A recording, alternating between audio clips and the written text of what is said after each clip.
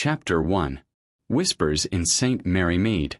It began, as so many disturbances in St. Mary Mead did, with whispers that grew too loud to ignore. The postmistress, Mrs. Price Ridley, leaned over the counter that morning, lowering her voice though the entire shop was empty save for young Minnie Clegg behind the counter. "Have you heard, Minnie? Up at the old vicarage. Well, you know, it's been shut up these past years. Someone's been seen going in after dark. Twice in the same week. Imagine that. At our old vicarage of all places." Minnie, eager for excitement, let out a little gasp. "But it's been empty since Major Alderton died. Hasn't it? Why, the windows are all shuttered. What would anyone be doing creeping about in there?" "That's the question, isn't it?" Mrs. Price Ridley said, relishing the moment. "Mrs. Hartnell swears she saw a lantern light, moving from one room to another. And last night, well, there were noises too. Doors banging, she says. Not that anyone believes her entirely, mind you. She does like to dramatize." By mid-afternoon the talk had grown louder, spreading from the post office to the greengrocer's and, inevitably, to the tea room near the High Street. Each telling added a new detail, a shadowy figure, a scraping sound like stone on stone, even a muffled cry. By the time dusk fell, St. Mary Mead was buzzing with theories. Some said a thief must be searching for hidden valuables. Others were certain it was children playing pranks. One or two, lowering their voices further still, hinted at something unearthly. After all, the old vicarage had a reputation. Long ago, there had been whispers of secret passages and old scandals. No one could quite recall the details, but in a village like St. Mary Mead, memory was long when it came to intrigue.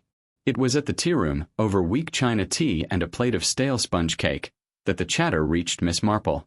She had not been seeking it, she never did, but gossip had a way of finding her. Her blue eyes, mild and deceptively vague, glanced from one speaker to another as the ladies recounted what they had heard. She nodded politely, never interrupting, her knitting needles moving gently in her lap. "How dreadful," she said softly, when Mrs. Bantry declared that the old vicarage was certainly haunted.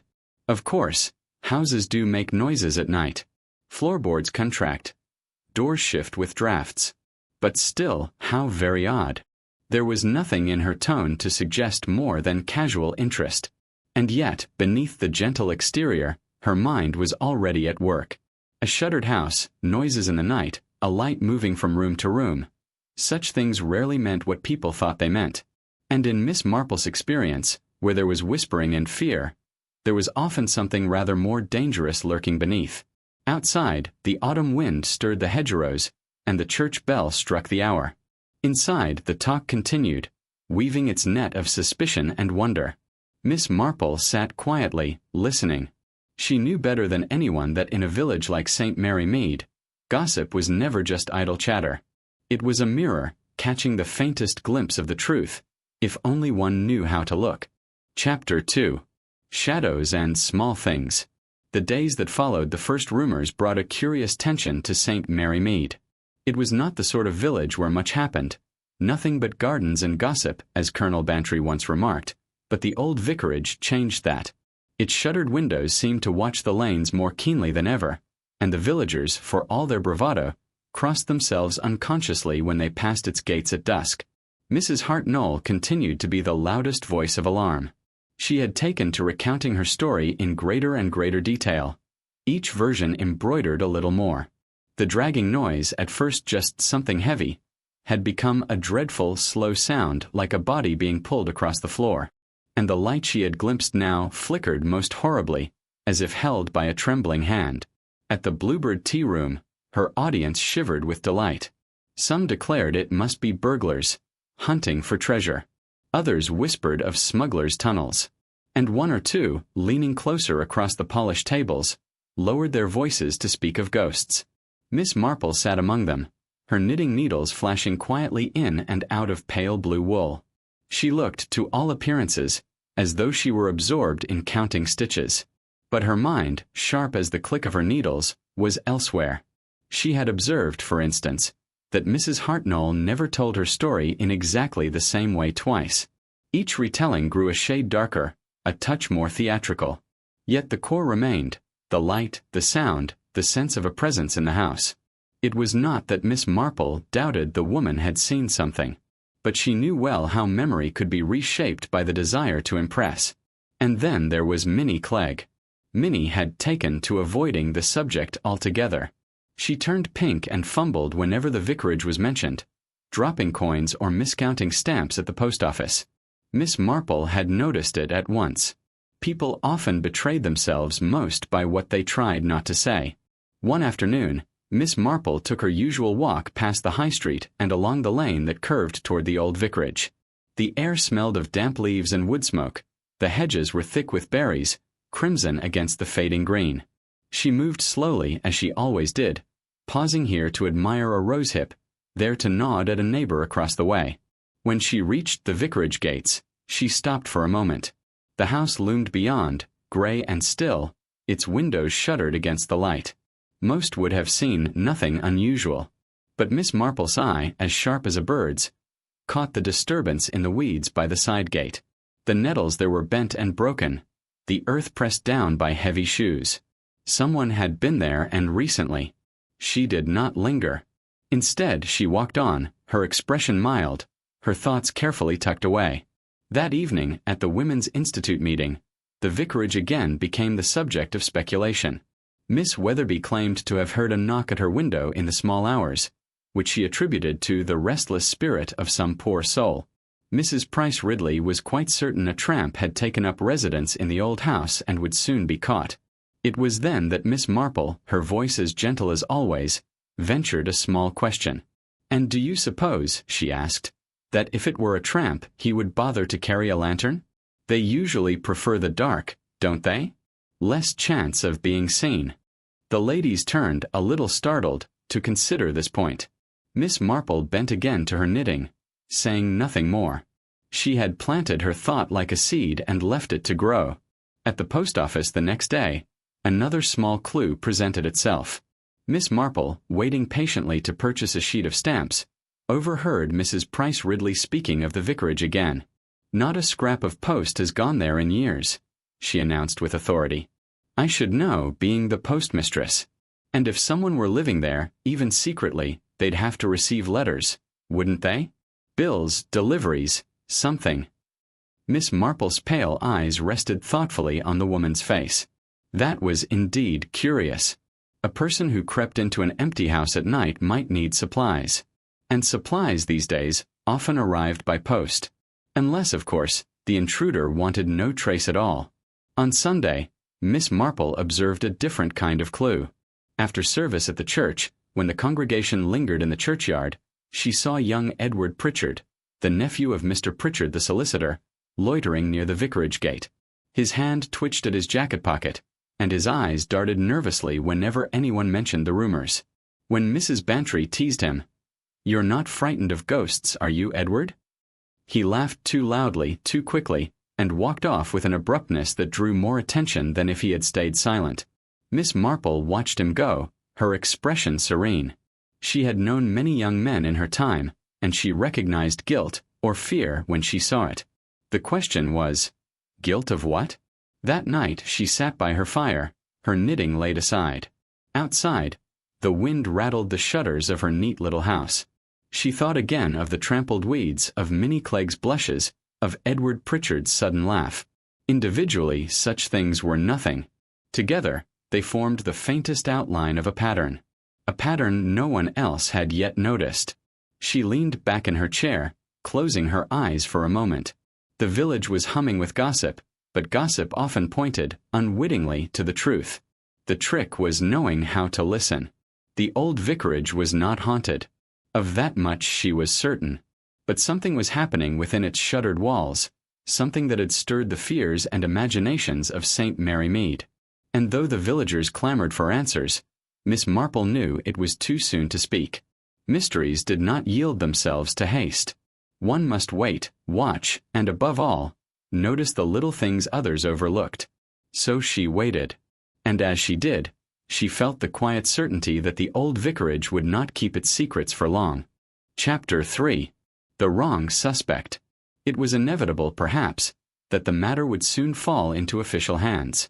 Constable Reeves, though not a man much given to imagination, found himself pressed into action when the vicarage's front door was discovered standing slightly ajar one chilly morning. The discovery was made by young Tommy Briggs, delivering milk to the neighboring cottage. Wide-eyed with excitement, he ran shouting down the lane until half the village was gathered at the gates.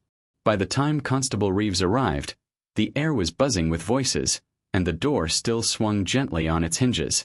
The constable did his best to assert authority, though the crowd's excitement made it difficult. Now, stand back all of you. There's nothing to see here. Go on home." But of course no one did. They lingered, whispering, craning their necks as Reeves stepped inside. Within, the house smelled of dust and damp. His boots left tracks across the faded carpet in the hall. Cobwebs hung in the corners. Yet the signs were plain enough: a chair overturned in the study, a candlestick lying on the floor, and muddy footprints trailing toward the back. It was enough to convince him someone had indeed been prowling about. By afternoon, word had spread that Reeves had a notion of who it might be. His suspicions, it turned out, had settled upon George Lacey, the gardener's boy. George was a lanky youth of 16, given to sulks and sudden disappearances. More than once he had been caught pinching apples from orchards, and once there had been talk of money missing from the till at the grocer's. Well, who else would it be? Mrs. Price Ridley declared with satisfaction at the post office. Always loitering about, that one. Never looks you in the eye. And if he's not mixed up in something wicked, I'll eat my hat. By evening, the village had made up its mind.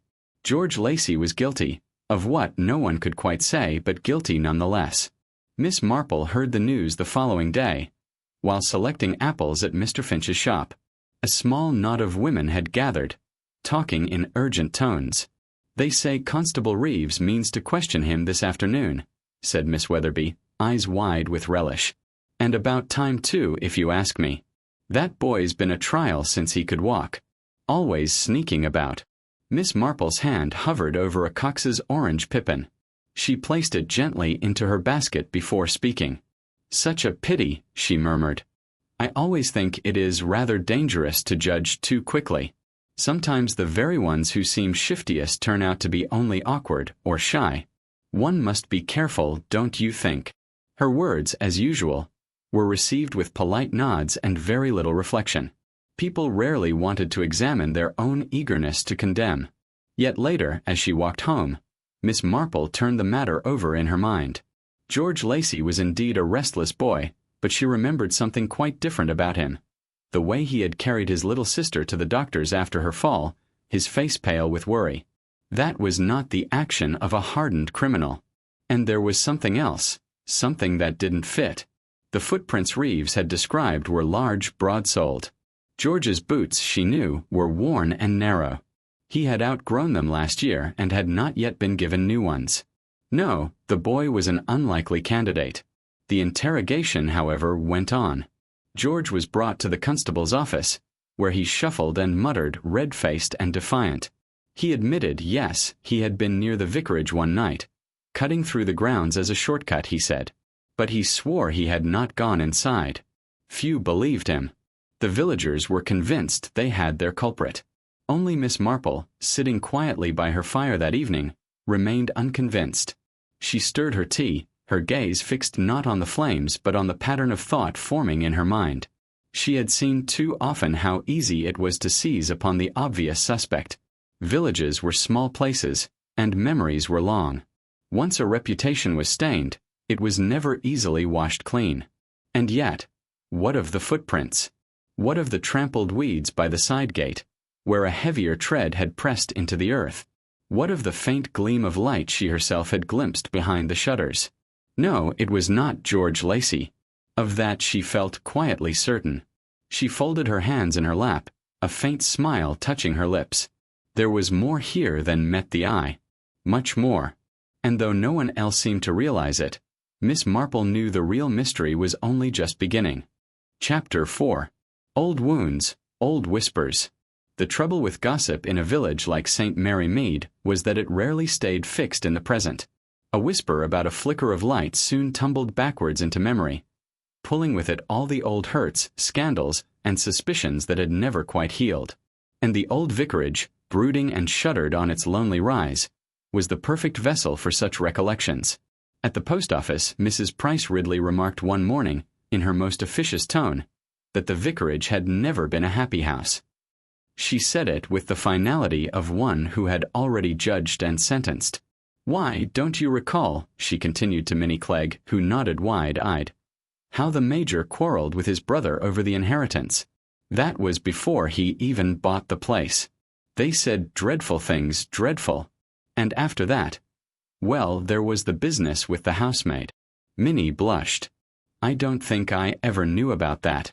"No." Mrs. Price Ridley leaned forward, lowering her voice but relishing every syllable. "It was all hushed up, of course. But there were stories, letters found, tears in the kitchen, and then the girl sent away. Some said she'd been promised marriage. Others said worse. And not long after, she vanished altogether. Off to London, they claimed, but no one ever saw her again." The bell above the shop door jingled as Miss Marple stepped inside, a neat figure in her sensible hat. She offered a pleasant good morning, selecting her envelopes and string with her usual unhurried care. She did not join the conversation, but her ears, sharp as a sparrow's, took in every word. Later that day, the talk had shifted to the Green, where Mrs. Bantry and Miss Weatherby exchanged their own recollections. "Of course, there was the business with the solicitor, too," Miss Weatherby said, pursing her lips. "Mr. Pritchard handled the Major's affairs, didn't he? And some said money went missing, substantial sums. But naturally, one can't prove such things." Mrs. Bantry nodded gravely. "I remember. There were whispers that Edward Pritchard, his nephew, you know, was mixed up in something unsavory while at Oxford. Gambling debts or worse. And if he's back here now, lurking about the vicarage as people say." She let the suggestion trail off, satisfied to let it take root. By the week's end, the old vicarage had become less a house than a mirror of every quarrel and bitterness the village had known. Its ivy-covered walls seemed to hold within them all the unspoken history that people preferred not to admit openly. Miss Marple, for her part, listened. She listened as Minnie stammered and dropped a stack of letters when the vicarage was mentioned. She listened as Mrs. Price Ridley insisted she knew the truth, and as Colonel Bantry dismissed it all as nonsense over his pint. She listened, too, to what was not said, the silences, the glances exchanged, the details too quickly smoothed over. One evening, seated by her fire, she thought back to her younger days in the village, when the old vicarage had been the heart of parish life. She remembered fêtes on the lawn, young couples stealing glances beneath the beeches, the vicar's wife arranging flowers with a serene smile. But beneath the surface, there had always been currents. Jealousies, resentments, secret attachments. It was the same in every village, she reflected. Human nature did not change, only the names and the faces. And often, when something dreadful occurred, one found that the seeds had been planted long before, in soil watered by grudges and disappointments. On Saturday morning, a new revelation swept through the lanes. Mrs. Hartnell, never content to be outdone, confided to Mrs. Bantry that she recalled perfectly well an incident from 20 years ago, when a quarrel between the Major and a certain visiting gentleman had ended in shouts and slammed doors. "Over a woman, I shouldn't wonder," she said with relish. There were always women involved, with men like him. By Sunday, the visiting gentleman had been identified as an artist from London. By Monday, he had become two different artists, depending on who told the tale, both of whom had apparently sworn revenge. Miss Marple, listening to this embroidery, allowed herself the faintest smile. She knew how quickly the threads of truth tangled with imagination. And yet, behind the exaggerations, something genuine always lingered. A quarrel, a disappearance, a letter misplaced. Small things, perhaps, but significant. She set her knitting aside and made herself a fresh pot of tea. Outside, the wind whistled through the hedges, carrying with it the scent of damp earth and decay. Autumn was deepening, and with it, she sensed, the mystery of the old vicarage was only beginning to unfold. For secrets, once loosed, rarely lay still. And in St. Mary Mead, the past was never as far away as people like to believe. Chapter 5. The Solicitor's Nephew.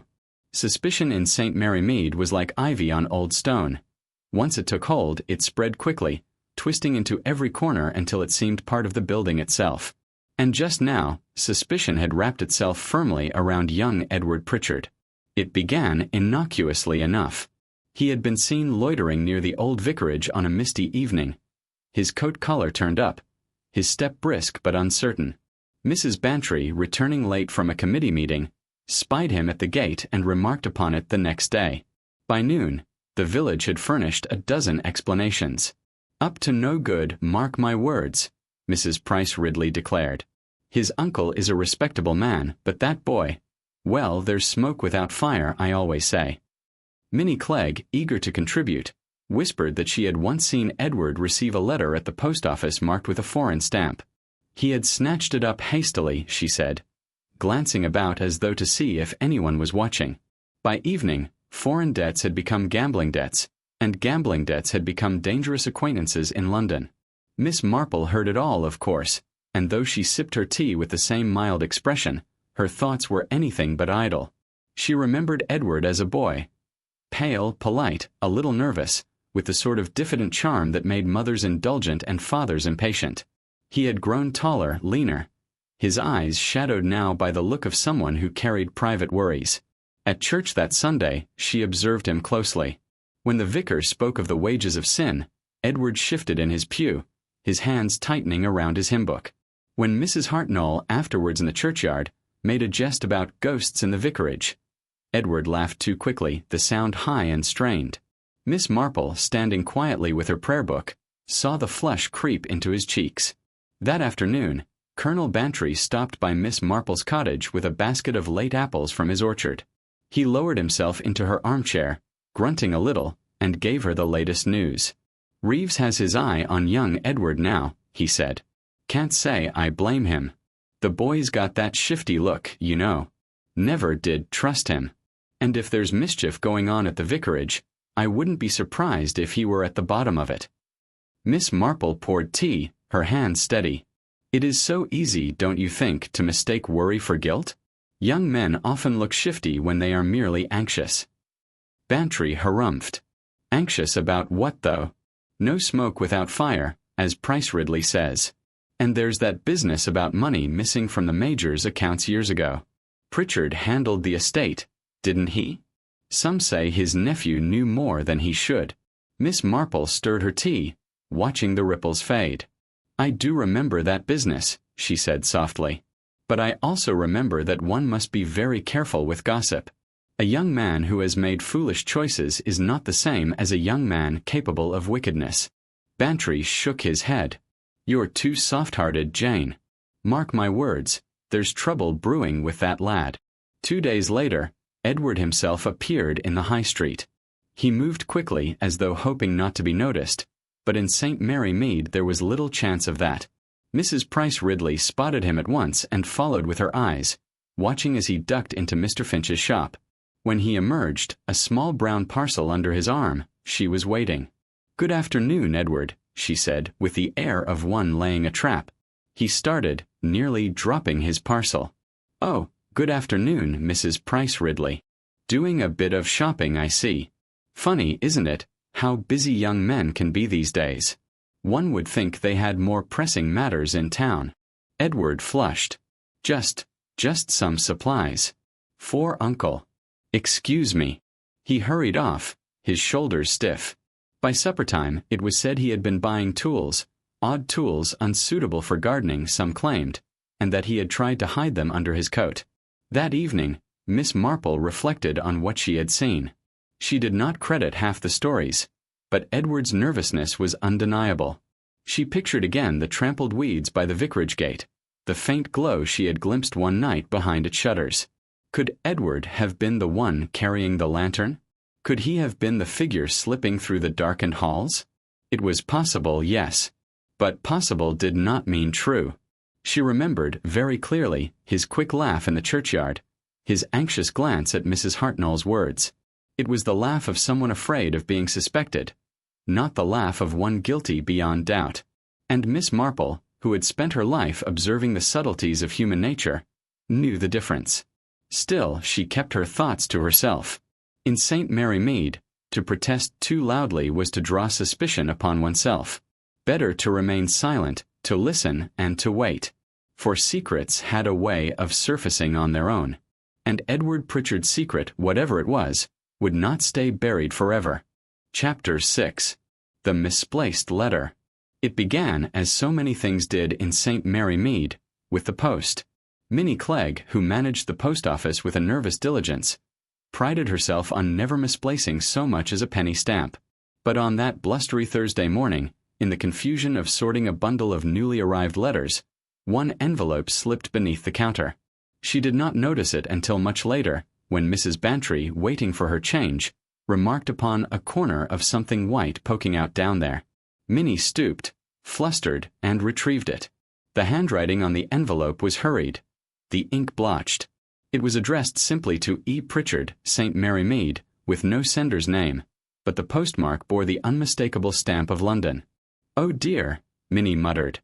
Oh dear, I ought to have seen it at once." Mrs. Bantry, peering over the counter with unabashed curiosity, observed, "London Post, is it? Well, well. Young Edward must be keeping busy. Perhaps an employer." Minnie flushed and slipped the letter quickly into the outgoing basket. "Private correspondence," she said primly, though her eyes lingered on the bold black scrawl. By tea time, half the village knew about the mysterious London letter. Edward collected it the next morning. Minnie handed it over with a forced cheerfulness, and he snatched it almost too quickly, as though fearing it might be snatched away again. He did not linger to chat, nor offer the usual pleasantries. Instead, he thrust it into his coat pocket and strode out into the high street, his face set and pale. Mrs. Price Ridley, of course, witnessed the exchange from across the road. She saw him pause by the lamp-post, glance about, and then tear the envelope open with trembling fingers. For a moment he read, lips moving slightly, his brow furrowed. Then he crumpled the paper and stuffed it deep into his pocket before hurrying away. By supper, it was reported as fact that the letter had contained threats, though how anyone could know, no one cared to explain. Miss Marple, knitting peacefully by her window, listened to the chatter that followed with her usual patience. But she was more interested in the letter itself than the village's inventions about it. She had caught a fleeting glimpse of Edward as he turned the corner, and she had noted two things. First, that his hand had been shaking as he held the page, and second, that the paper he folded away was not a single sheet but several, folded together in a manner too deliberate for a casual note. That evening, the first real piece of evidence emerged. Mr. Finch, the stationer, reported to Inspector Reeves that a crumpled scrap had been found near the hedge outside the old vicarage. It appeared to be part of a torn letter, half soaked from the rain. Reeves, who was not inclined to dismiss anything, took it at once to the station. The fragment contained only a few words, scrawled hastily across the page. "Must have it before the month is out. No excuses. You know what is at stake." It was enough to set the village ablaze. Blackmail.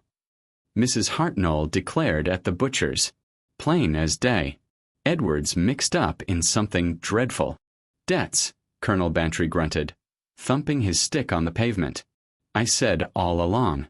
The boy's in hock up to his neck." Even Minnie, who longed to defend him, could not help recalling the tremor in his voice when he had asked for the letter. Miss Marple, however, was less certain.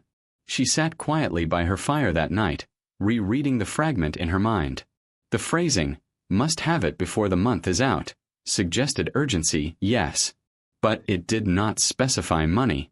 It could just as easily have meant a document, an object, a confession. Villagers, in their eagerness, often supplied the missing word themselves. And there was another detail.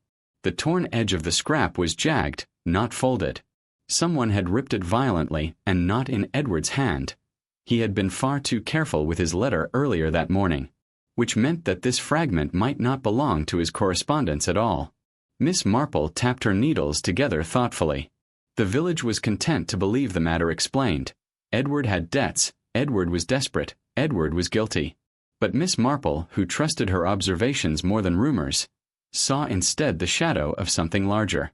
If there was blackmail, then there was also a blackmailer. And blackmail, in her long experience, was a far more dangerous game than most villagers ever imagined. The old vicarage, it seemed, had not yet revealed the whole of its secrets, and Miss Marple suspected that when it did, the truth would be far darker than anyone was prepared to admit. Chapter 7. The Village Divides. Suspicion, once planted, did not grow evenly in St. Mary Mead.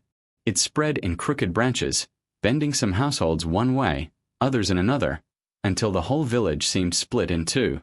By the second week after the mysterious letter had surfaced, the division was unmistakable. Those convinced of Edward Pritchard's guilt, and those who were not quite sure but too cautious to defend him aloud. At the Blue Boar, Colonel Bantry pounded the table with his fist. "It's as clear as daylight. The boy's in debt, he's sneaking about the old vicarage at night, and now we've proof of a threatening letter. If Reeves doesn't charge him soon, I'll eat my hat." A murmur of agreement ran round the snug. Mr. Hartnell nodded vigorously, his pipe smoke curling about his head. "Saw him myself near the hedge, looking shifty as anything. No good will come of that lad." But in the post office, Minnie Clegg whispered nervously to Miss Weatherby, "He's always been polite to me, you know. And when I gave him that letter, his hands were shaking so dreadfully, I thought it looked more like fear than wickedness." Miss Weatherby sniffed. "Fear of being caught out, you mean?"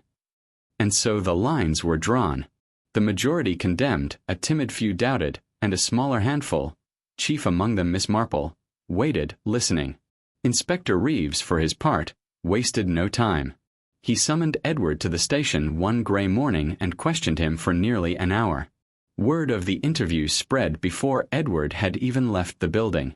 Miss Marple, taking tea with Mrs. Bantry that afternoon, heard all about it. "They say Reeves pressed him hard," Mrs. Bantry confided, her knitting needles clacking furiously. "Wanted to know where he was on the night the light was seen at the vicarage." Edward stammered and blushed and couldn't give a straight answer. "Oh, Jane, I do believe the poor boy is guilty."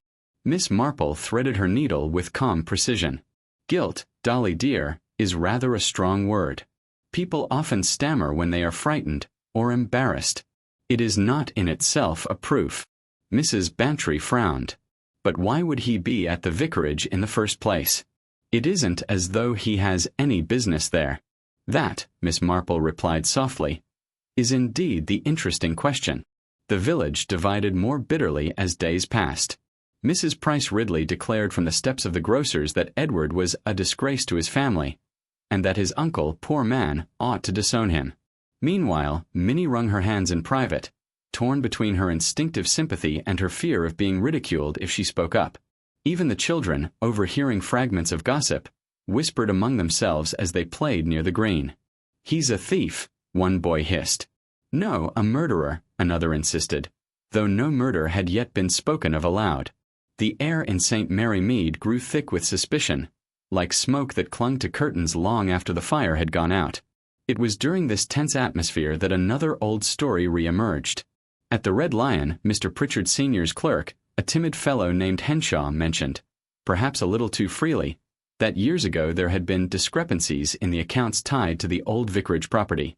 Small sums at first, but later, a larger missing amount that had never been satisfactorily explained. By evening, the tale had spread and changed. Now, it was said that Edward himself had tampered with accounts at his uncle's office, forging signatures and pocketing the money. Some swore this had been hushed up to save the family reputation. Miss Marple heard the story in fragments as she walked back from evensong.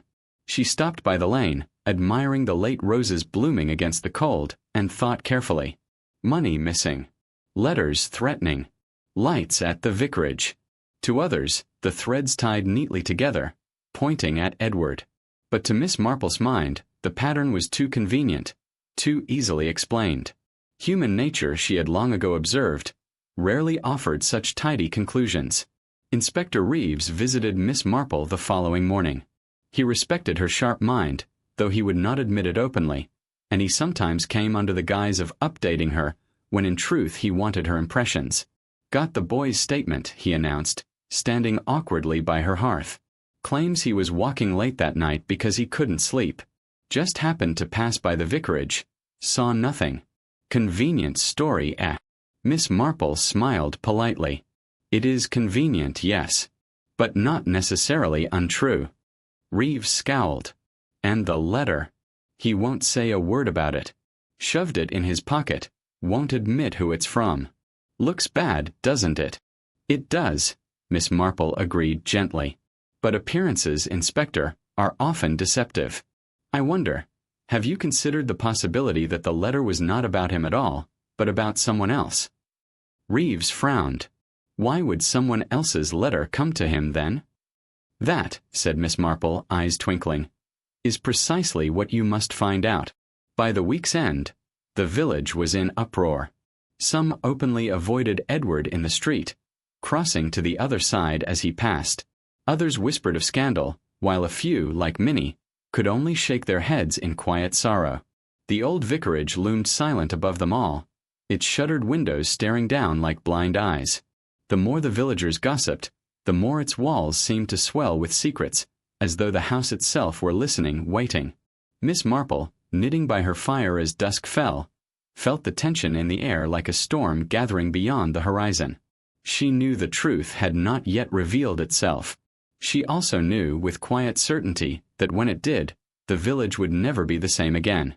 For suspicion had a way of drawing out old wounds, and she suspected that the old vicarage still held more than one wound, festering quietly in the dark. Chapter 8. The Second Shock. For nearly a fortnight, suspicion had hung over St. Mary Mead like a damp fog. People grew restless beneath it, nerves sharpened, tempers frayed. Yet all the while, life went on. The vicar preached, children played, hens laid their eggs, and the old vicarage loomed silent, its secrets tightly sealed. Until one chill evening, when everything changed. It was Minnie Clegg who first raised the alarm. Returning late from a visit to her sister in Much Benham, she passed by the vicarage just as the last light was draining from the sky. Through the iron gate she glimpsed a faint glow in one of the shuttered windows, flickering, unnatural, like a candle guttering in the wind. She stopped, heart hammering. The path was overgrown, the door dark, and yet that light pulsed steadily from within. She hurried on, her feet quick on the gravel, too frightened to look back. By the time she reached the high street, she was nearly breathless. Within an hour, half the village had heard her tale. Colonel Bantry, roused from his supper, went at once with Inspector Reeves to investigate. A small crowd trailed behind, curiosity outweighing fear. The great door of the vicarage creaked on its hinges as Reeves forced it open. Dust billowed in the lamplight. The air was thick, stale, carrying the faintest trace of rot. "Stay back," Reeves ordered, though the villagers pressed forward eagerly. Bantry took the lantern and held it high. Together, they stepped into the shadowed hall. At first there was nothing but the smell of damp wood and the scurrying of a startled mouse. Then, as they moved deeper, they saw it, the glow Minnie had described, emanating from a room at the far end. Reeves pushed the door open. On a broken chair in the corner, a candle burned low, its wax spilling in pale rivers down the wood. And beside it, crumpled on the floorboards, lay a man's body. The gasp from the crowd echoed through the hall. It was Edward Pritchard. His face was pale, his eyes closed, his limbs twisted awkwardly. Reeves bent at once, fingers to the boy's throat, but after a long moment he looked up grimly. "He's alive." "Barely. Fetch Dr. Haydock, quick." The villagers scattered, some running for help, others whispering in shocked voices. Minnie clutched at Mrs. Hartnell's sleeve, sobbing incoherently. Mrs. Price Ridley muttered, "I knew it, something dreadful, I said all along." Bantry examined the scene with his soldier's eye. The boy's coat was torn, his pockets turned inside out. On the floor near his hand lay a scrap of paper, stained and crumpled. Bantry bent to pick it up, but Reeves stopped him sharply. "Evidence. Leave it." By midnight, Edward had been carried to the surgery, still unconscious. The candle had guttered out in the vicarage, leaving the rooms once more in darkness. But the village was alive with speculation. Suicide attempt, some said. No, robbery, argued others. He was attacked. Look at his pockets. Blackmail, whispered Mrs. Bantry, her eyes wide. It must be blackmail after all. Miss Marple sat quietly in her cottage, the news brought to her by Mrs. Price Ridley in breathless tones. She listened, hands folded neatly in her lap, nodding at the details but asking no questions. When she was alone again, she rose and poured herself a cup of tea. Her mind turned over the facts with the same patient care she gave to her knitting. The candle, the torn pockets, the scrap of paper, the boy half dead on the floor. A staged suicide? A warning? Or perhaps something subtler still? She did not yet know. But she did know this: Edward Pritchard, for all his faults, was not the villain the village so eagerly wished him to be. He was frightened, yes. Foolish, certainly. But not cruel, not calculating. The true shadow, Miss Marple suspected, lay elsewhere. And whoever had placed Edward in that room had done so for a reason, one that would soon come to light. For the old vicarage had given up its second shock. And it would not be the last. Chapter 9.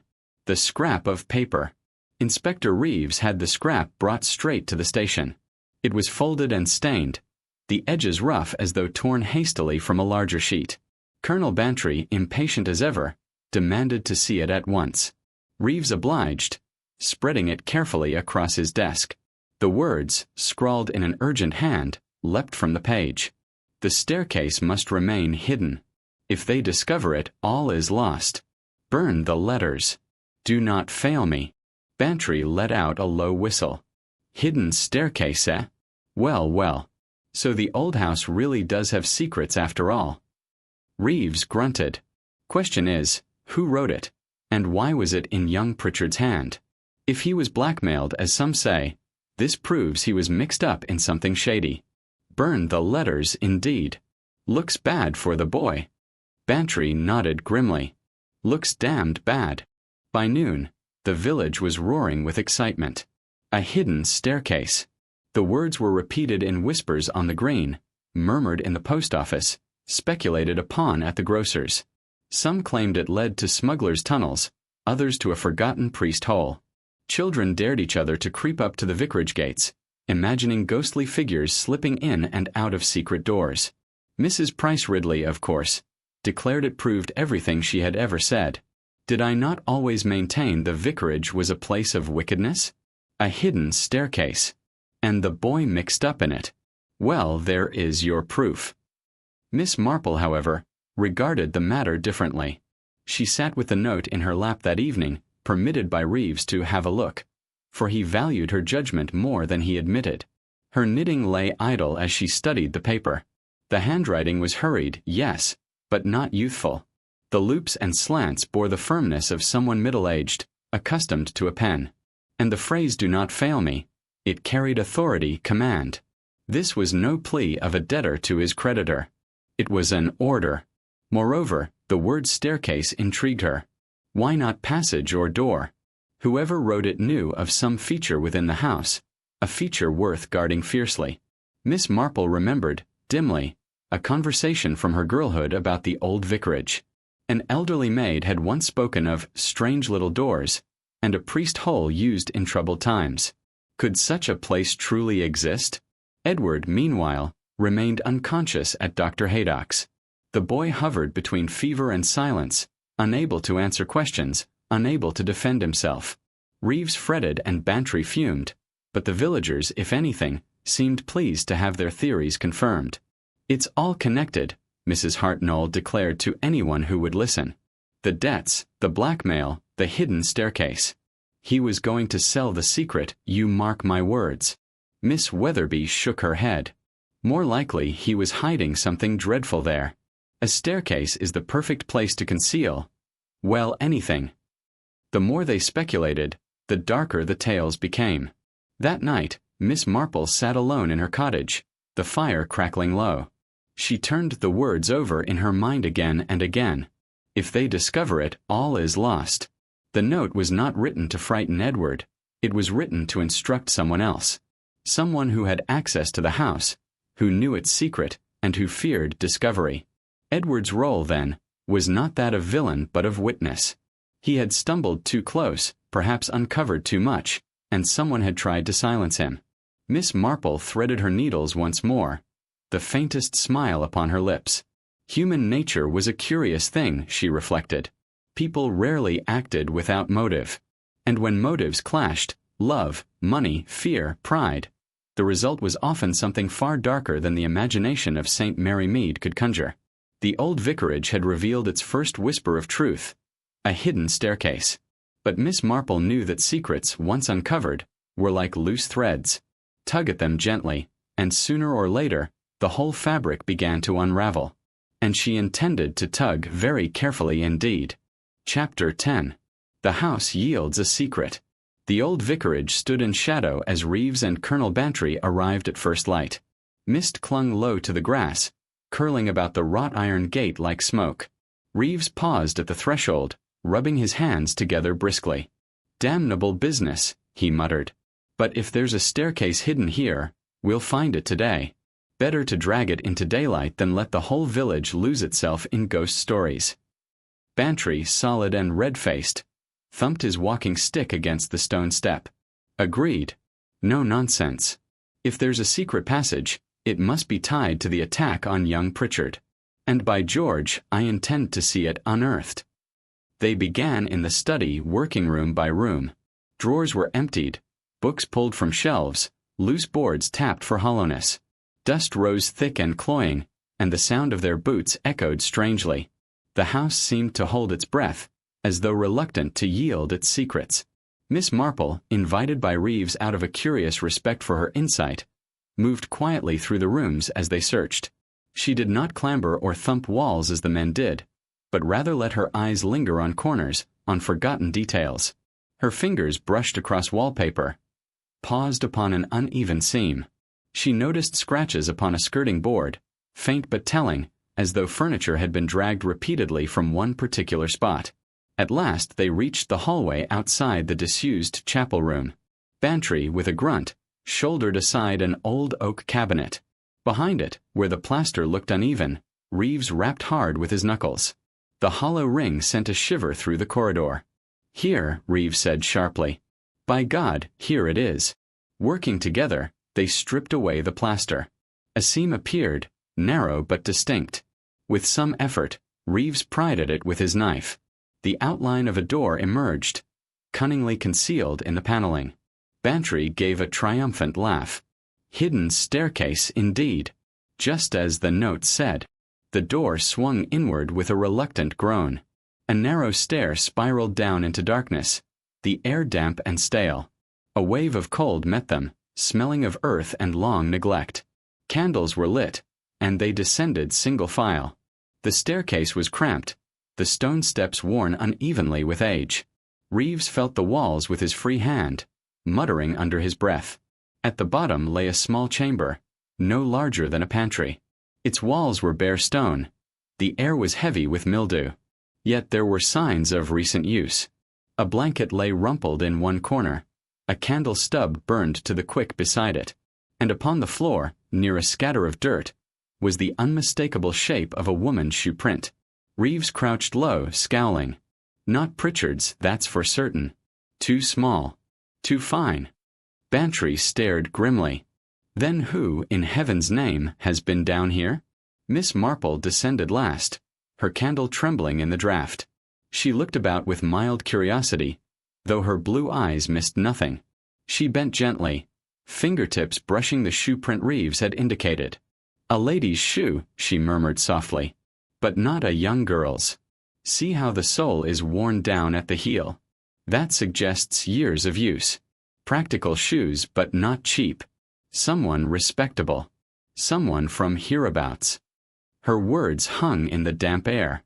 Reeves straightened, his jaw tightening. "Then one of our own," he said. The discovery spread through the village like wildfire by afternoon. "A staircase! A secret room!" cried Mrs. Price Ridley, half thrilled and half appalled. "And women's footprints, mark you. I always said it was some woman behind all this." At the grocer's, theories flew faster than the weighing scales could balance. Some swore it must be Minnie Briggs, despite her protests of feeble health. Others suspected Miss Weatherby, whose shoes, it was whispered, matched the size exactly. Still others declared it could only be Mrs. Hartnell, for who else had the nerve to slip about unseen? Fear laced the gossip now, not merely curiosity. If a hidden chamber existed, then what else might be concealed within its walls? And if a woman from their very midst had crept there at night, what business had she in such a place? That evening, Miss Marple sat in her drawing-room with her knitting, listening to the wind rattling at the windows. She was not so quick to condemn. Human beings, she reflected, often had reasons far less dramatic than the world supposed. A hidden staircase could serve many purposes, some innocent, some less so. Yet one thing was clear: whoever used it had something to hide. And the longer they remained silent, the greater the danger to the village. For secrets, Miss Marple knew, were like damp beneath wallpaper. Left alone, they spread quietly until the whole house crumbled. And the old vicarage, with its shadows and whispers, had only just begun to reveal its rot. Chapter 11. The village in shock. The news of the staircase spread through St. Mary Mead with the speed of fire through dry stubble. By breakfast, it was whispered over teapots and marmalade jars. By luncheon, it was firmly established fact, and by evening, the tale had grown so twisted that even the most sensible villagers were unsettled. At the post office, Miss Hartnell leaned over the counter to confide in Mrs. Fowler. A staircase, mark you, and not just old stone either. They say there was a chamber at the bottom, furnished for hiding. What sort of person skulks in the dark like that? And women's footprints. If you ask me, it's Mrs. Price Ridley. Bold as brass, that one. Always pretending to be more respectable than the rest of us. Mrs. Fowler pursed her lips. Or Miss Weatherby. She's always creeping about with those big shopping baskets. Could carry all sorts down there. By the time Minnie Briggs hobbled in, panting from the effort, the gossip had sharpened like knives. The women turned their eyes upon her, each certain they had found a culprit in their midst. At the Blue Boar, where the men gathered, the talk was no less heated. "Women's shoes, my foot," muttered Mr. Harrison, the blacksmith. "Could be planted, couldn't they? For all we know, it was young Pritchard making free with some poor girl's belongings." Colonel Bantry slammed his tankard down. "Rubbish. The boy's lying in a fever, near death. Don't let your dislike of the solicitor's kin blind you. Someone's been using that chamber, and recently." The blacksmith growled but said no more.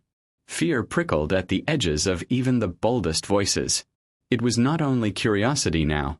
It was unease, the sense that danger lurked too close to home. Miss Marple walked quietly among her neighbors that day, knitting bag looped over her arm. She stopped here and there, never pressing, merely listening. Human beings, she reflected, often betrayed themselves in the way they gossiped. The loudest denials, the fiercest accusations, these so often masked unease of another sort. She noticed, for instance, that Mrs. Price Ridley, usually the first to level her finger, spoke with uncharacteristic restraint. "A dreadful discovery," she murmured, eyes flicking about, "though one mustn't speculate beyond what's proper." Yet the stiffness of her mouth and the nervous way she adjusted her gloves betrayed more agitation than her words allowed. Miss Weatherby, on the other hand, grew indignant to the point of absurdity. "My shoes indeed. What nonsense. I've never so much as set foot near that vicarage since poor Mr. Corby left. I'll have the constable measure them if he likes. Measure them twice." Her voice rose shrilly, carrying down the lane for all to hear. And Minnie Briggs, pale and wheezing, looked as though the mere mention of secret staircases would be the death of her. "I never in my life," she gasped, clutching at her shawl. But her eyes slid away quickly, as if afraid to meet Miss Marple's. By evening, Inspector Reeves convened a meeting at the constable's office. A half-dozen villagers crowded in, their faces tight with expectation. Reeves, weary but determined, laid out the facts. The chamber was used recently. We found bedding, candle stubs, and prints. Until young Pritchard recovers enough to speak, we must assume he stumbled upon it, or was lured there. And someone, his voice sharpened, someone here in St. Mary Mead does not want that truth known. A hush fell. Even the most talkative could not muster a quip. For the first time, the thought of a murderer in their midst seemed more than idle fancy. Bantry growled, "We'll get to the bottom of it, Reeves. We'll question every soul." But Reeves's gaze flicked, just briefly, toward Miss Marple, who sat with her hands folded neatly in her lap. She gave the faintest of nods. To Reeves's credit, he looked reassured. That night, the village lay restless. Curtains twitched at shadows, dogs barked at nothing, and more than one household barred its door with a chair. Mothers pulled children closer to the hearth, whispering old prayers before bed. Only Miss Marple's cottage kept its usual calm. She lit her lamp, set her teapot upon the tray, and resumed her knitting. Yet her thoughts ran steadily. The shoe print was not damning in itself. Anyone might have wandered that way. What mattered was why. What was so precious, so dangerous, that someone risked creeping into the heart of the old vicarage in the dead of night? Miss Marple's needles clicked softly. Human beings, she knew, never kept secrets well. In the end, fear always forced the truth into the open, whether through gossip, mistakes, or guilty slips of the tongue. And in St. Mary Mead, fear was growing by the hour. Chapter 12. The Wrong Trail. By the following morning, Inspector Reeves believed he had his man, or rather his woman. He strode into the Blue Boar, where half the village had gathered, and announced in a voice meant to quell all argument, "Mrs. Agnes Hartnell is to be brought in for questioning." A stunned silence followed. Then the murmurs began, rippling outward like a stone dropped in a pond. "Mrs. Hartnell," gasped Minnie Briggs, clutching at her shawl. "Impossible." "Not at all impossible," Reeves snapped. "Her shoes are a match for the prints in the hidden chamber.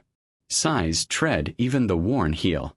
And more, she was seen near the vicarage late last Thursday, though she denied it when asked. A lie, plain and simple. I say she knows more than she lets on." Colonel Bantry grunted, satisfied. "There you are, then. We've had the devil running in circles, but it's Hartnell all along. Women are sly creatures when they choose to be." The village, startled though it was, soon seized upon the idea. By afternoon, the tale was embroidered in every cottage. "Always thought she was too sharp-tongued," muttered Mrs. Fowler. "Couldn't keep her nose out of other folks' business. Bound to end in wickedness." "She's clever with her hands, mind you," added Miss Weatherby darkly. "Those quick stitches of hers, you'd never know if she was making a blanket or a rope." By supper time, half the parish was convinced Mrs. Hartnell had plotted murder from her kitchen table. Miss Marple, however, did not join in the chorus. She paid a quiet visit to the constable's office, where Reeves sat with his papers spread out before him. "Excuse me, Inspector," she said gently, "but I wonder, have you considered Mrs. Hartnell's knees?" Reeves blinked. "Her knees? Yes. She has the rheumatism very badly. I have seen her wince even when lowering herself into the pew. And you propose she crept down a narrow, twisting staircase at night, with only a candle for light." Miss Marple's smile was mild, but her eyes were very steady. "I think, if you will forgive me, it would be quite beyond her powers." Reeves scowled, shuffled his papers. "The prints match." "Shoes may be borrowed," Miss Marple said softly, "or even taken without one's knowledge. I remember a gardener's boy once accused of stealing jam. It was proved against him by the sticky fingerprints on the pantry door. Only later did it come out that his younger brother had slipped the boy's gloves on and made the mess himself. Human beings are careless with such things, you see." That evening, Miss Marple took tea with Mrs. Hartnell herself. The woman was flushed and indignant, her words spilling like water from a burst jug. "Me? Creep about that dreadful place? Absurd. Why, my husband would tell you I can't even fetch coal from the shed without stumbling." She dabbed at her eyes with a handkerchief. "It's all talk, and cruel talk at that. If someone borrowed my shoes, I'd like to know who, for they'll not find them so comfortable as they think." Miss Marple listened, nodding at intervals, her knitting clicking softly. She did not rush to soothe or to contradict. It was enough to let Mrs. Hartnell speak, for in the torrent of words, truth revealed itself. No, Mrs. Hartnell was not the sort to skulk through staircases. Her temper was too hot, her ailments too real. If she had secrets, they were of the domestic kind, sharp quarrels with her husband, unkind words about her neighbors, but nothing that smelled of murder. By nightfall, the village had already begun to shift again. The case against Mrs. Hartnell, once bright and shining, now looked dimmer under scrutiny. Reeves grumbled, but even he admitted the rheumatism posed a problem. Bantry, though reluctant to let go of his certainty, muttered that perhaps further evidence was needed. The villagers, however, did not easily forget. Suspicion clung to Mrs. Hartnell like smoke after a fire, and though her neighbors greeted her with forced smiles, the whispers followed wherever she went. Alone in her cottage, Miss Marple reflected on the day's events. She had seen it before, how relief at a simple answer could blind even clever men. The village wanted a culprit, and Reeves wanted his case tied up neatly. But human wickedness, she knew, rarely lay so conveniently to hand. She folded her knitting, set it aside. The wrong trail had been taken, yes, but the true path was there, faint and narrow, waiting for someone with patience enough to follow it. And patience, Miss Marple thought with the faintest smile, was a virtue she had always possessed in abundance. Chapter 13. Tea with Minnie. The day after Mrs. Hartnell's ordeal, Miss Marple invited Minnie Briggs for tea. It was not difficult. Minnie rarely refused such an invitation, for she thrived on the warm kitchen air and the chance to unburden herself of every scrap of gossip that had come her way. She arrived wrapped in her shawl, panting from the short walk, her cheeks mottled with the effort. "My dear Miss Marple, I declare I oughtn't have come. My lungs, you know, never what they were since that dreadful winter. But then I said to myself, a cup of tea with Miss Marple will put me right again." Miss Marple smiled kindly, helping her into a chair. The teapot was already steaming, the cups arranged, and a plate of scones set ready. "You are most welcome, Minnie. A little tea does wonders, and it is good to have company." They settled, and soon Minnie's tongue loosened as predictably as butter melting on hot bread. Of course, the whole village is in a state. That dreadful staircase. You'd think the vicarage had risen up to swallow us all. They say Mrs. Hartnell will never show her face again, though I for one never believed it of her. Too stiff in the knees, as you say. Minnie clucked her tongue. But people must have their scapegoat, don't they? Miss Marple nodded, her needles clicking softly. It is often the way, I fear. Yet gossip, though unkind, can sometimes reveal curious truths, if one listens carefully. Encouraged, Minnie leaned forward. "Well, I'll tell you what struck me, though I daren't say it in the post office. It was the candle stubs. Don't you think it odd? I heard Inspector Reeves himself say they were good beeswax candles. And who in St. Mary Mead uses beeswax for every day? Not the likes of us, that's certain. Too dear by half." Miss Marple's eyes glinted, though she made no remark. She merely refilled Minnie's cup, letting her go on. "And another thing," Minnie continued eagerly, crumbs spilling onto her shawl. "The blanket they found. Well, it was blue, wasn't it? A thick one. Now, I remember quite distinctly Mrs. Weatherby ordering such a blanket from the draper in Much Benham. I saw her carrying it myself, bundled in brown paper. You couldn't mistake the shade, a sort of dark navy. Though, of course, blankets are easily borrowed, aren't they? One lends and one forgets, and next you know, it's turned up in a most surprising place." Miss Marple gave a soft hum, as though the matter were of mild interest only. Indeed, that is often the way with household items. People forget what belongs to whom. It can be most inconvenient. Minnie, pleased at being listened to, prattled on about stockings and coal deliveries, about Mrs. Price Ridley's new curtains, and about Dr. Haydock's brisk manner. Yet beneath her stream of chatter, Miss Marple tucked away each small observation like stitches in her knitting. The beeswax candles. The blue blanket. Details so slight they seemed trivial, yet in her experience, such details were the very threads that later held the whole pattern together. As Minnie rose at last, leaning heavily on her stick, she caught Miss Marple's hand. "You'll find the truth, dear, I know you will. You've the sort of mind for it, always seeing what the rest of us overlook. It's a comfort in these dreadful times." Miss Marple smiled, her face serene. "One does one's best, Minnie. Thank you for the tea, and do keep yourself warm. The air is damp today." When Minnie had gone, Miss Marple returned to her chair and folded her hands over her knitting. The smile faded, replaced by a thoughtful gravity. Candles of beeswax, blankets of navy wool. Little things, yes, but little things mattered. For murder was rarely about grand gestures alone. It was in the overlooked habits, the unconscious choices, the everyday objects that people forgot could speak so loudly. And Miss Marple, above all, had learned to listen. Chapter 14. The Staircase Revealed. The old vicarage had never drawn so many visitors in a single week.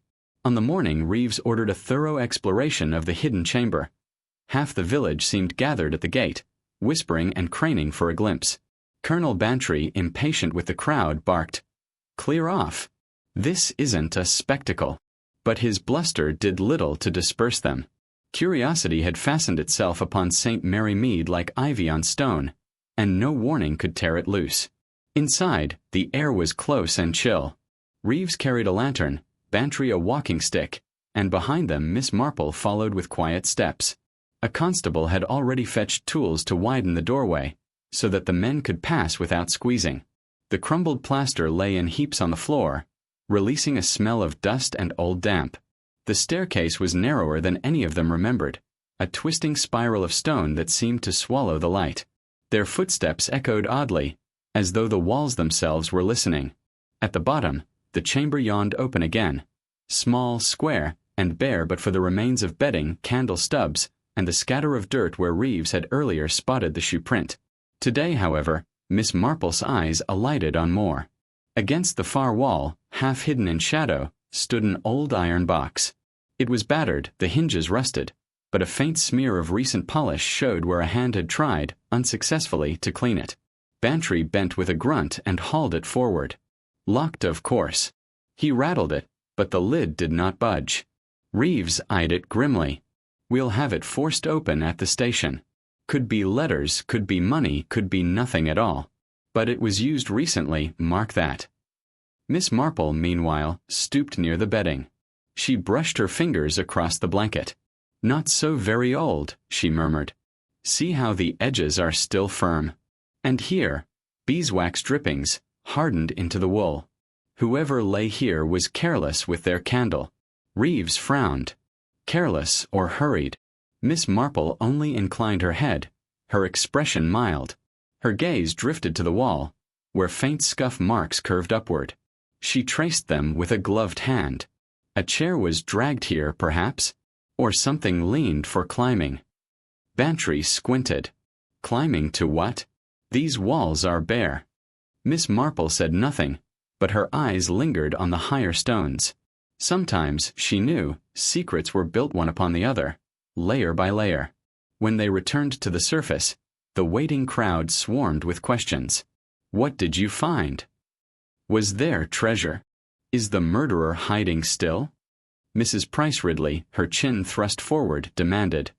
Was there evidence of a woman? Don't try to protect her, Inspector.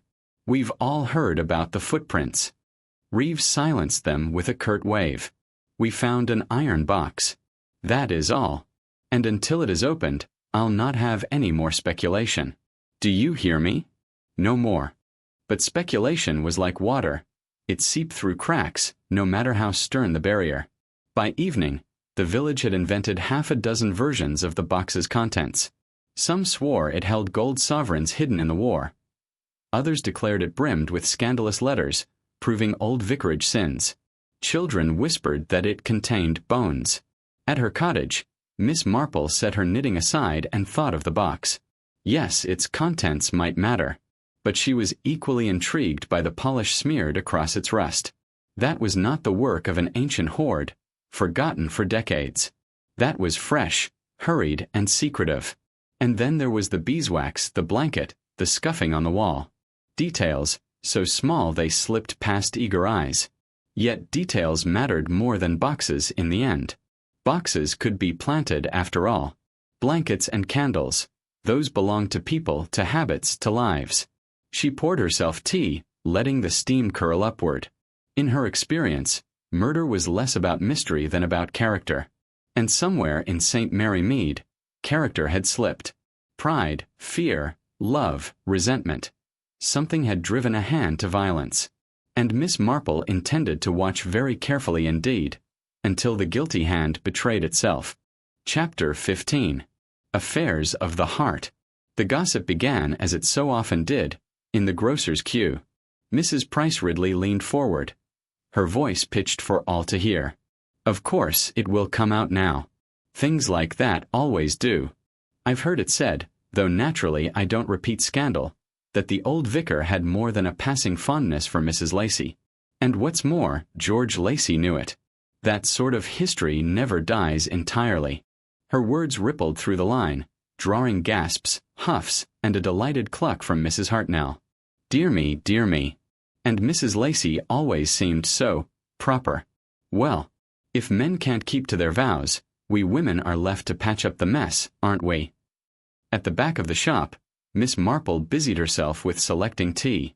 She neither gasped nor clucked, but her ears were keen. The Lacey's names had returned again and again in recent days, but not in ways Inspector Reeves could put into an official report. That afternoon, Miss Marple took tea with Minnie Crampton, who was more forthcoming once her second cup was poured.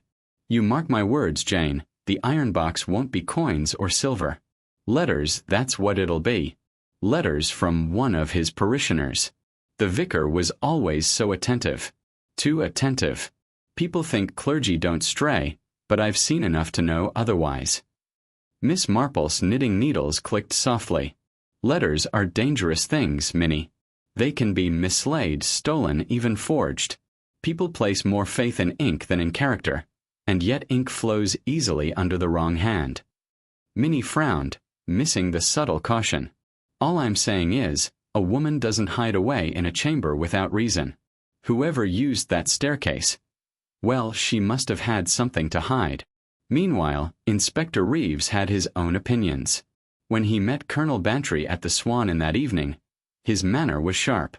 These villagers see ghosts in every shadow. But I'll tell you what, old affairs leave traces.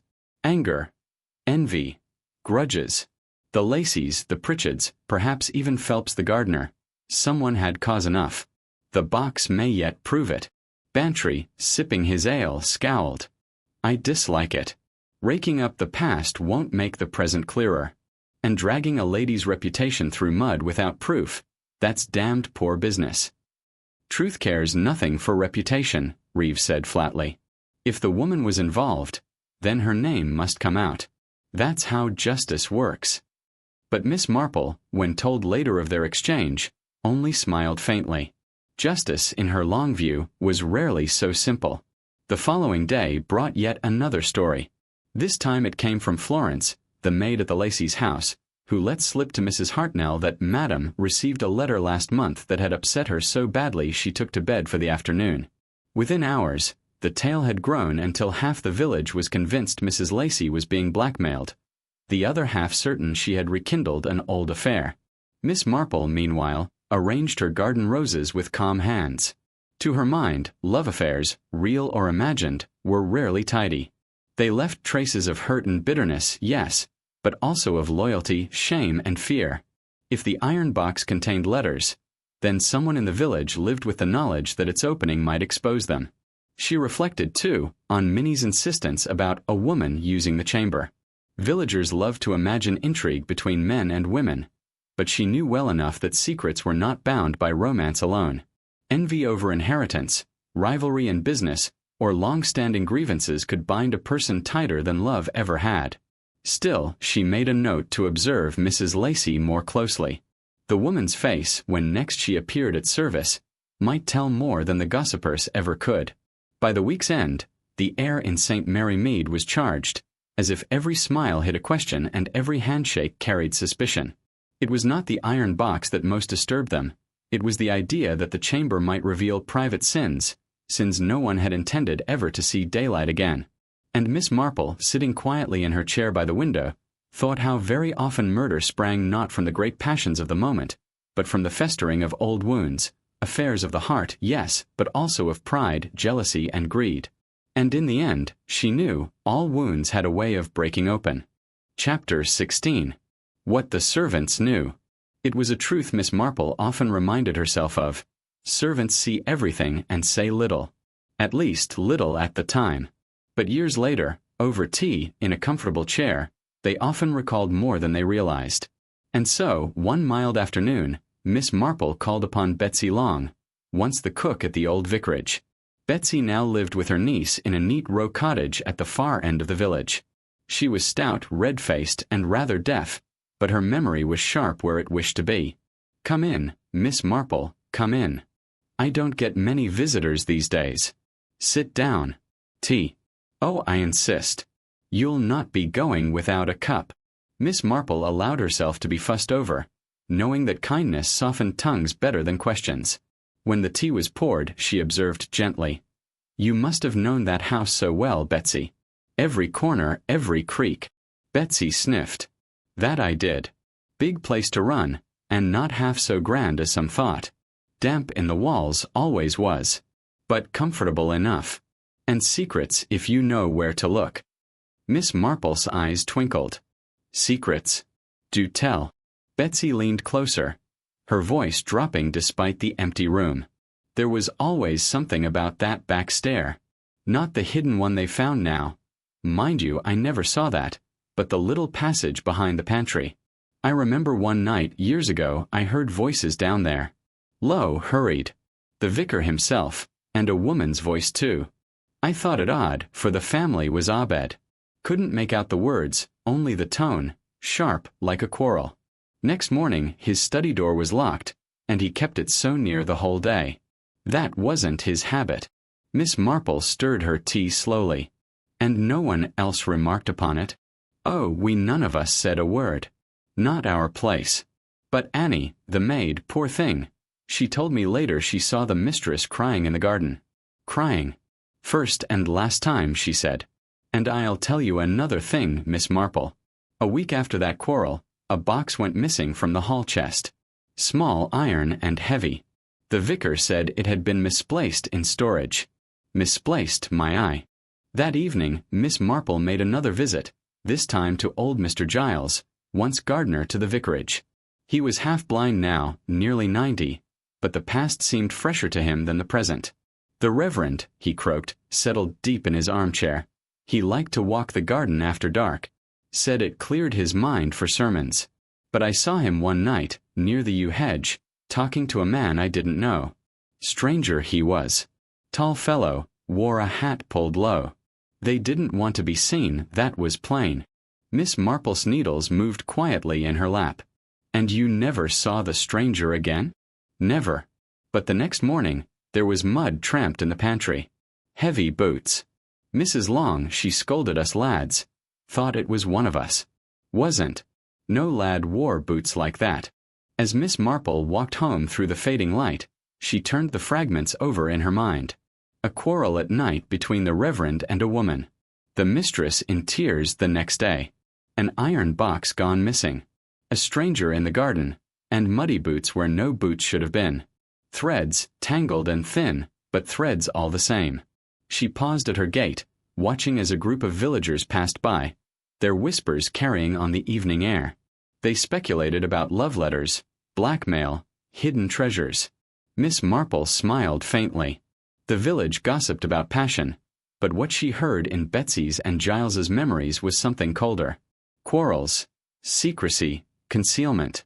It was not romance that lived in those shadows. It was fear. And fear, she knew, left deeper marks than love ever did. Chapter 17. The Alibi That Slips. Inspector Reeves prided himself on pressing men until they contradicted themselves. But the first fracture in Edward Pritchard's story did not come under Reeves's interrogation. It came on an ordinary afternoon, in the drawing room of Mrs. Lacey's house, with Miss Marple seated quietly by the fire. Edward had called to assure Mrs. Lacey of his innocence. He spoke with great dignity, almost too great as though rehearsed. "I was in London the whole of that week," he said firmly. "At my uncle's chambers, working late into the night. He can confirm every hour of my time." Miss Marple, knitting placidly, lifted her head. "Every hour, dear boy. That is most thorough. I wonder, did you also attend the lecture at King's College on the Tuesday evening? The one on agricultural policy?" Edward blinked. "Why, yes. Yes, I believe I did." Mrs. Lacey looked impressed. "How industrious of you, Edward." But Miss Marple, eyes lowered again to her needles, allowed herself the smallest of sighs. The lecture in question had been cancelled. She knew, for her nephew Raymond had complained bitterly of it in a recent letter. The slip was small, but it was enough. Later, when Miss Marple mentioned it to Reeves, the inspector seized on it like a terrier. He lied outright then. "We'll pull the records, confirm his movements in London. If he put 1 foot wrong, I'll have him." Miss Marple's gaze was mild. "It may be a lie, Inspector. Or it may be a nervous invention, meant to sound industrious. People do forget what they have or haven't done. A man in fear will grasp at anything." Reeves scowled. "Fear, guilt, same thing." "Not always," Miss Marple said softly. Word of Edward's supposed lie spread quickly. Minnie Crampton was the first to repeat it, claiming she had it on excellent authority that Edward had been in the village the night the vicarage was disturbed. By evening, the tale had twisted into certainty. Edward had been seen lurking near the garden wall, though no one could quite say by whom. The Lacys were distraught. Mrs. Lacey wept openly in church, while her husband blustered about gross injustice and threatened to take the matter to Parliament if need be.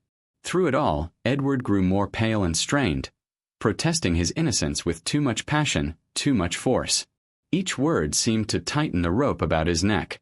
It was at this moment that Miss Marple, walking past the Swan in one evening, paused to overhear 2 men in conversation. They were tradesmen from a nearby town, not villagers, and their talk was careless. "Strange business, this murder," one said. "But that young fellow, Pritchard, wasn't he the one we saw at the station late that Tuesday? Missed his train, if I recall. Had to wait near an hour." The other man nodded. "Yes, I remember. Kept pacing the platform. London-bound," he said. Miss Marple lingered only a moment longer, her expression unreadable. Then she went on her way, her thoughts weaving threads. If Edward had indeed been at the station, then his lie about the lecture was merely that, a foolish attempt to appear busy. Not guilt, but vanity. But vanity could look very like guilt, if one did not know the difference. That night, in her cottage, Miss Marple set aside her knitting and gazed at the fire. She had watched many an innocent man nearly hanged, not for the crime itself, but for the lies he told to cover his weaknesses. Gambling, debt, affairs, pride. Lies bred suspicion, and suspicion bred ruin.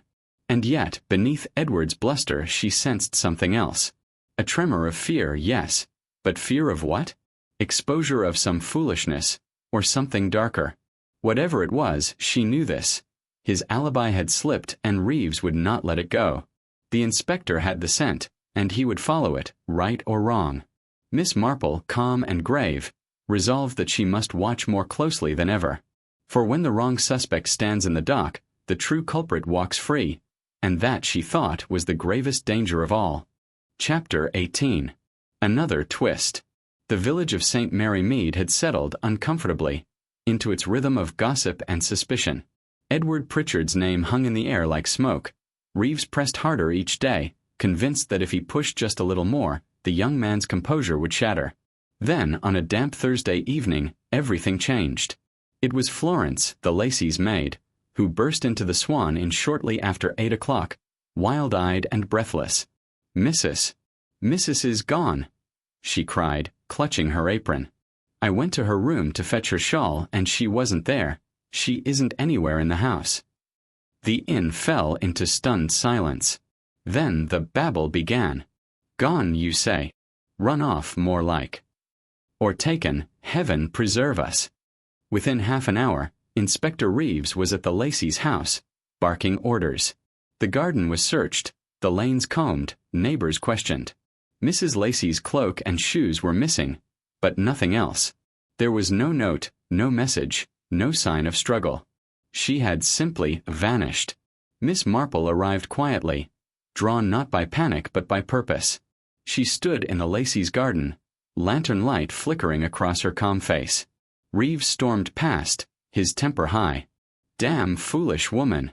If she's run to London, I'll—" But Miss Marple interrupted gently. "You think she has run, Inspector? Not been taken." Reeves snapped. "People don't vanish into thin air, Miss Marple. She left of her own will." Miss Marple's eyes lingered on the dew-damp grass near the side gate. There, faint and smeared, was a print, a boot print, heavy, the heel sharp. Not Mrs. Lacey's. And beside it, a fragment of wax, crushed into the mud. She said nothing. She only bent, picked up the wax, and slipped it into her handkerchief. By midnight, the village was ablaze with speculation. Some swore Mrs. Lacey had eloped, others that she had been silenced to keep her from confessing something about the iron box. Edward's defenders seized on her disappearance as proof of a wider conspiracy. His detractors claimed it was his doing, a desperate move to hide their connection. At the Lacey's house, Colonel Lacey raged. "This is your doing, Reeves," hounding her, frightening her, filling the air with filth until she could bear it no longer.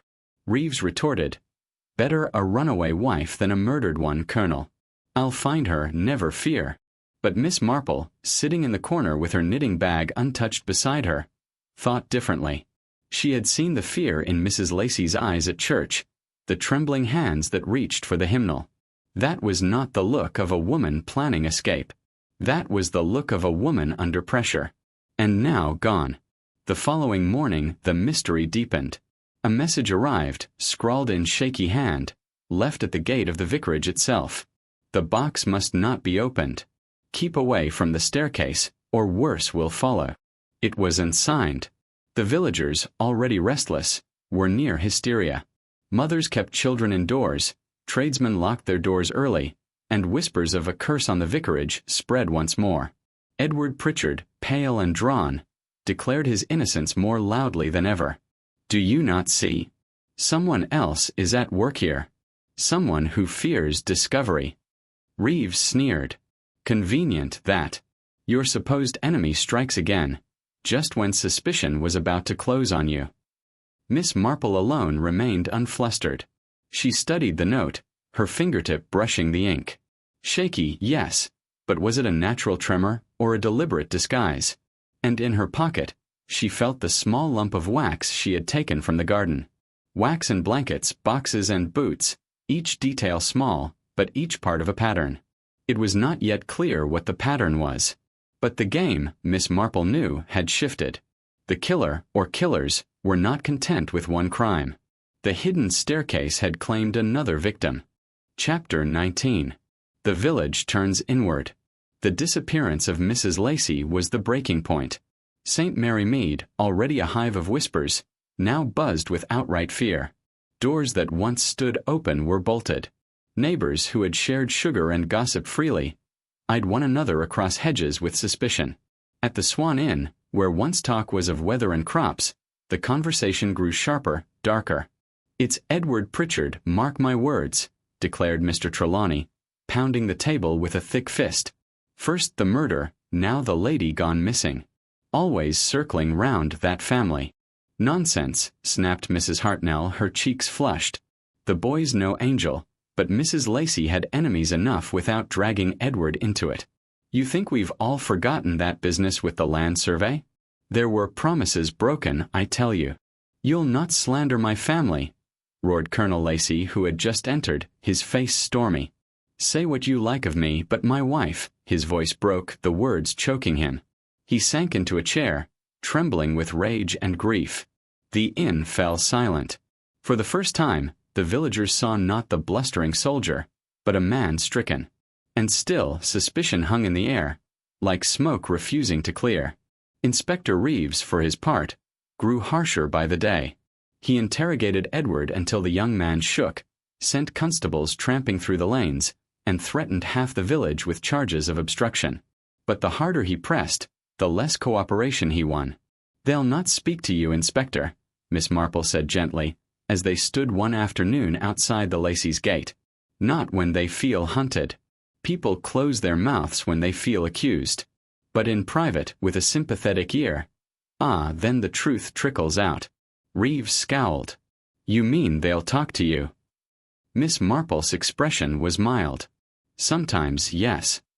Indeed, in her parlor that evening, Minnie Crampton confessed her latest fear. "It's Sarah Phelps, I'm sure of it. She's always been sly. Too quiet by half.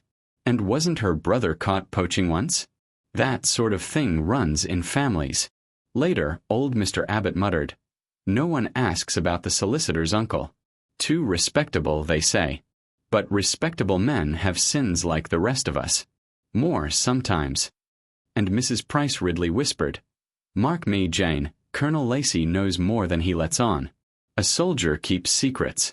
Perhaps he thought it better his wife was gone than shamed." Miss Marple listened to them all, nodding, offering tea, never arguing. She stored each remark as neatly as a housewife tucking away linens. Not for their truth, but for what they revealed.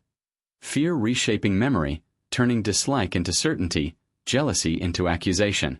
On Sunday, the church pews were half empty, the hymns sung weakly. The vicar's voice trembled as he prayed for those in peril, seen and unseen. When Mrs. Lacey's name was spoken aloud, a murmur ran through the congregation, as though some doubted she still lived. After the service, the villagers lingered in knots outside, their voices low and urgent. A woman glanced sharply at her neighbor. A man crossed the lane rather than meet another's eye. The village was no longer united in grief or curiosity.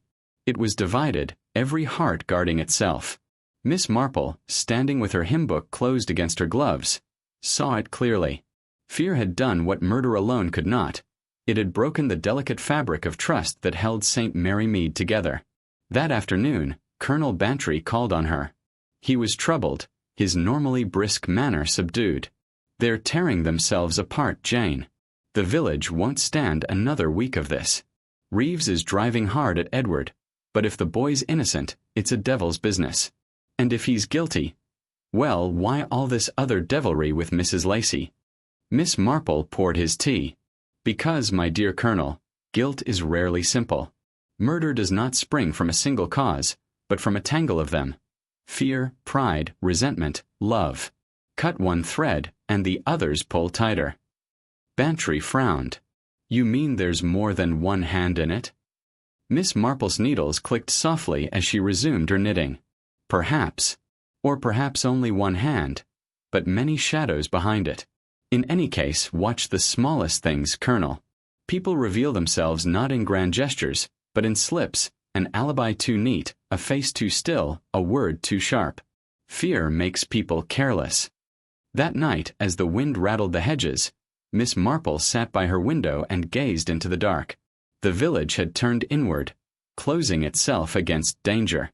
But she knew the danger was not outside their gates. It walked among them, quietly, calmly, as it always did. And before long it would make another mistake. Chapter 20. Psychology at Work. The rain fell in thin, cold streams, tracing crooked paths down the window panes of Miss Marple's parlor. Inside, the fire burned low, and the click of knitting needles was the only sound until a soft knock came at the door. It was Edward Pritchard, pale and hollow-eyed. "They won't leave me be, Miss Marple," he said hoarsely. "Inspector Reeves hounds me day and night. Half the village thinks me guilty already. I swear, I had nothing to do with it." Miss Marple studied him over the rim of her spectacles. His hands trembled, but not with the stillness of guilt, rather the restless twitch of a cornered creature. "Sit down, Edward," she said gently, motioning to the chair by the fire. "You'll take some tea."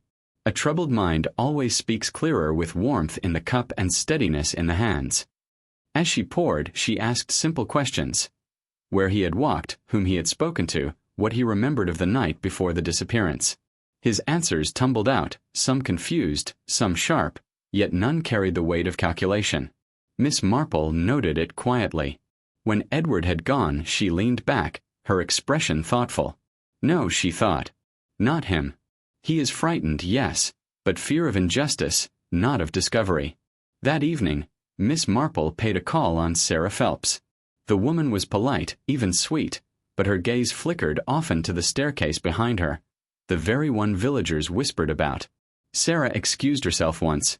"Just a moment, dear Miss Marple," and when she returned, her voice was just a fraction too bright, her hands too steady. Miss Marple saw it all.